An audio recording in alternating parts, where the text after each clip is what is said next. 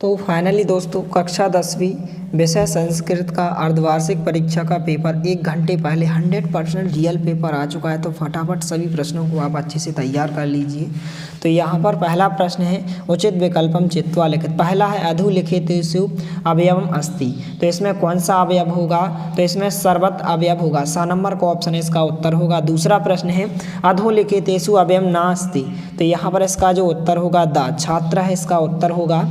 इसके बाद तीसरा प्रश्न है बालक शब्द से चतुर्थी विभक्ति रूपम अस्ति। तो इसका आंसर जो होगा आ नंबर का ऑप्शन बालिका है। इसके बाद चौथा प्रश्न है राम शब्द से सप्तमी विभक्ति एक वचनम अस्ति। तो यहाँ पर इसका जो आंसर होगा बा नंबर का ऑप्शन रामे इसका आंसर होगा।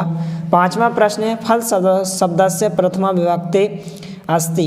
तो यहाँ पर पाँचवीं का जो उत्तर होगा नंबर का ऑप्शन होगा फलानी होगा। छठवां प्रश्न है बालक शब्द से पंचमी विभक्ति रूपम अस्ति। तो इसका उत्तर जो होगा द नंबर का ऑप्शन होगा बालकात। तो इस प्रकार से पहले प्रश्नों के उत्तर हो जाएंगे फटाफट। इसके बाद आप प्रश्न क्रमांक 2 के सभी प्रश्नों के उत्तर देख लीजिए। पहला खाली स्थान है तत्पुरुष समासस्य उदाहरण अस्ति। तो यहाँ पर इसमें क्या हो जाएगा? इसका राज पुरुषः हो जाएगा पहला ऑप्शन। दूसरा है सूर्योदय पदे खाली स्थान अस्ति। तो यहाँ पर इसमें सूर्योदय में कौन सी संधि हो जाएगी? गुण संधि हो जाएगी। गुण संधि इसका आंसर होगा। तीसरा है दिगु समासस्य उदाहरणम अस्ति। तो दिगु समास कौन सा उदाहरण हो जाएगा? त्रिभुवन हो जाएगा। चौथा है द्वंद्व समासस्य उदाहरणम अस्ति। तो हरिहरा हो जाएगा। पांचवा है यदि प्लस अपि संधियुक्तम पदम भवति। तो ये क्या हो जाएगा? यद्यपि होगा। इस प्रकार से पहला ऑप्शन। अध्यय पदे खाली स्थान संधि अस्ति। तो कौन सी? यण संधि हो जाएगी। दूसरे के आंसर हो जाएंगे। तो चैनल को सब्सक्राइब जरूर करें क्योंकि इसी तरह आपको रियल पेपर प्रोवाइड किए जाएंगे। और वीडियो को ज़्यादा से ज़्यादा अपने दोस्तों के साथ शेयर करें। इसके बाद सही जोड़ियाँ हैं यहाँ पर उचित मिलनम कुरुत अनुगच्छति। तो इसकी सही जोड़ी आपको 5वें नंबर से मिलाना है, अनु से मिलाना है। दूसरा है प्राचार। तो इसकी आपको चौथे नंबर से प्रा से मिलाना है।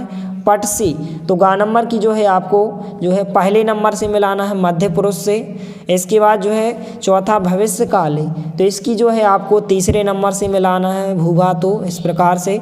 और डा नंबर का है भवती। तो इसकी आपको जो है जो सही जोड़ी आपको मिलाना है इस प्रकार से। भक्ति यहाँ पर क्या हो जाएगा? लट लकार हो जाएगा। गम धातु यहाँ पर क्या हो जाएगा? इस प्रकार से भूत इस प्रकार से गच्छति हो जाएगा। तो इस प्रकार से इनकी सही जोड़ी आप इस प्रकार से बना सकते हैं। इसके बाद एक पद है उत्तरम लिखित एक शब्द या एक वाक्य में। पहला प्रश्न है अत्र जीवितम कीदृशम जातम। तो यहाँ पर इसका आंसर क्या हो जाएगा?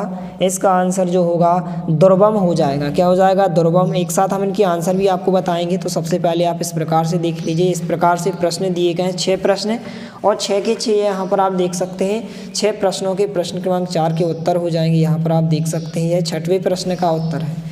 इसको आप अच्छे से नोट कीजिए। 6वें का आंसर है। तो इनका आप स्क्रीनशॉट ले सकते हैं। इनको आपको अच्छे से तैयार कर लेना है। इस प्रकार से दिए गए हैं। इसके बाद प्रश्न क्रमांक 5 में यहाँ पर शुद्ध वाक्याम समक्षम आम अशुद्ध वाक्याम समक्षम ना लिखित। तो यहाँ पर पहला जो प्रश्न है आपका क्या हो जाएगा? असत्य होगा। तो पहला ना होगा। दूसरा जो वाक्य होगा यह आपका सत्य अर्थात आम होगा। तीसरा क्या हो जाएगा? ना हो जाएगा। चौथा ना होगा। पांचवा ना होगा। और जो आपका छठवा है यह आपका आम हो जाएगा। आम केवल दूसरा और लास्ट है। इस प्रकार से हो जाएंगे। इसके बाद आप सभी प्रश्नों को देख लीजिए। इनको आपको तैयार कर लेना है इस प्रकार से। प्रश्न क्रमांक 6 पूछा गया है। प्रश्न क्रमांक 7 और इस प्रकार से आप देखते जाइए। प्रश्न क्रमांक 8 दिया गया है। प्रश्न क्रमांक 9 प्रश्न क्रमांक 10। तो इनका आप स्क्रीनशॉट लेते जाइए और इनको आपको अच्छे से पढ़कर जाना है। 100% रियल पेपर है। इसके बाद प्रश्न क्रमांक 12 प्रश्न क्रमांक 13 इस प्रकार से पूछा गया है। प्रश्न क्रमांक 14 में आपको एक कंठस्थ एक सुभाषितानी श्लोक जो कि 2 अंक में पूछा गया इसको आपको अच्छे से तैयार करके जाना है। प्रश्न क्रमांक 15 इस प्रकार से दिया गया है। इसके बाद प्रश्न क्रमांक 16 में खाली स्थान पूछे गए हैं इस प्रकार से। प्रश्न क्रमांक 17 इस प्रकार से दिया गया है।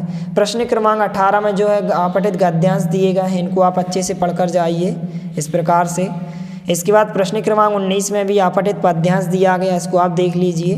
इसके बाद प्रश्न क्रमांक 20 में आपको एक संस्कृत भाषा महत्तम का इस प्रकार से यहाँ पर आपको एक आधुनिक आपठित गद्यांश दिया गया है। इसके अथवा में भी दिया गया है। प्रश्न क्रमांक 21 इस प्रकार से दिया गया है। प्रश्न क्रमांक 22 में स्व प्राचार्य कृत्य अवकाशार्थम प्रार्थना पत्र, जो कि 4 अंक में पूछा गया है प्रश्न क्रमांक 22 में। तो इस प्रकार से अवकाश के लिए प्रार्थना पत्र दिया गया है, इसका आप स्क्रीनशॉट ले सकते हैं, इसको आपको अच्छे से अभी तैयार कर लेना है। और प्रश्न क्रमांक जो यहाँ पर 23 पूछा गया है, इस प्रकार से निबंध पूछे गए हैं, तो आप संस्कृत भाषा के महत्व को आप तैयार कर सकते हैं। कम से कम आपको 10 पॉइंट तैयार करना है, इस प्रकार से दिए गए हैं, तो आप इनका स्क्रीनशॉट ले सकते हैं और नीचे भी दिए गए हैं। तो चैनल पर नए हैं तो प्लीज़ चैनल को सब्सक्राइब कीजिए, क्योंकि इसी तरह आपको रियल पेपर प्रोवाइड किए जाएंगे। मिलते हैं अगले वीडियो में, तब तक के लिए जय हिंद, वंदे मातरम।